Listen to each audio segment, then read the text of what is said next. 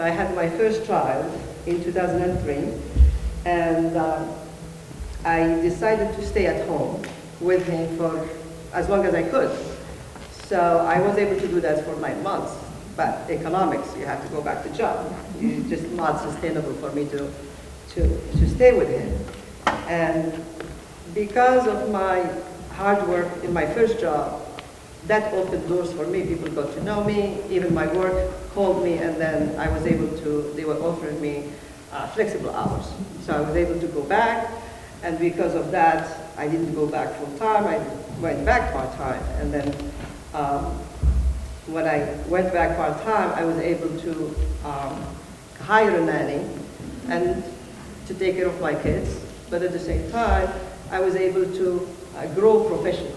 So I had to balance that, which really helped me. So I did not do full time where I'm away from my kids, but at the same time, I had someone who took good care of my kids. So that's how I balanced that. And I think this is a story for lots of women here. And this is, so my experience, the way I see it is, it shows how you're continuously balancing between family and work. And it's not an easy thing, but you have to try. And then if it doesn't work, then you try something else. So it's the key here is how do you adapt? And I think that's very important. If you're someone who does not, if you like to be traditional or you want to be the same, then it becomes very hard to achieve goals.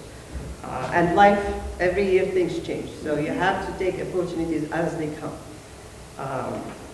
So that's basically my journey that shows my balance between work and family.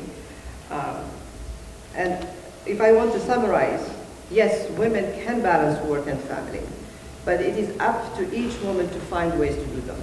So I cannot tell you how to do it, because my circumstances are very different from yours. But it's going to be up to you to find those ways. And yes, women, I get these questions all the time. Yes, women can select to stay traditional, and if they want their roles in the modern society. There is nothing wrong with that, but that's a choice that they have to make.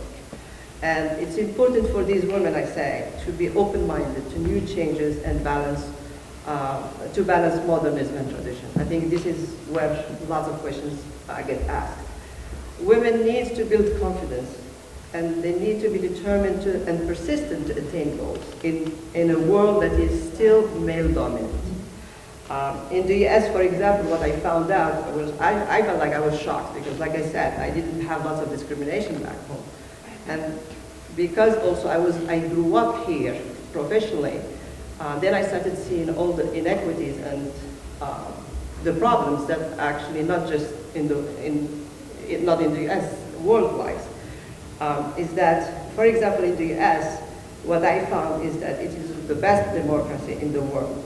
However, the system and the policies are the ones discriminatory for not just women, but minority groups. So this is something that I learned, throughout my living here. And I think it's up to the minority groups to challenge and change these systems. With recent events that we're hearing on the news now, I just came from the Black Month celebration. It was supposed to be in February in Winchester, but they did it today. And we're sharing the same thing. Minority groups are not represented in this country. So, and I am actually optimistic this year, to tell you the truth. 2 years ago I was not. But I'm optimistic that there will be a change. And the reason I see it is because we have so many minority groups that are affected that now they understand each other. And because of that, if we work together, we will make a change. And I think, I have a feeling that things are going to change. We just have to work on it. And we can't wait for people to do things for us. You have to do it. So.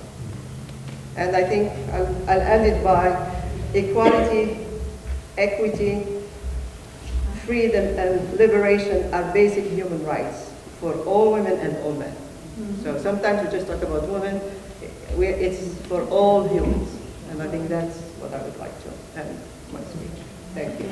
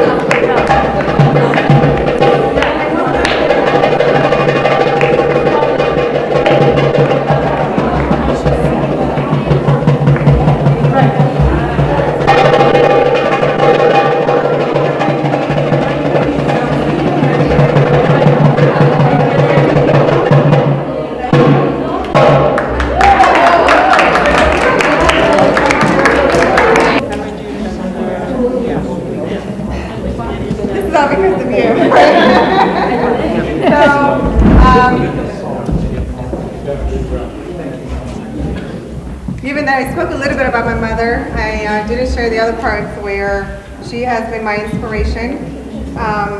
She is a nurturer and a caregiver and has been a daycare provider for many years. And so I have learned a lot through her example. So this poem was written for her. It is called How Amazing Is She? It's actually a sequel of poems, but I'm going to read one. How amazing is she to look into her eyes and see your future and past intertwined into everything you wish to be. Could this world be so blind they fail to see the vision of beauty that nurtured me?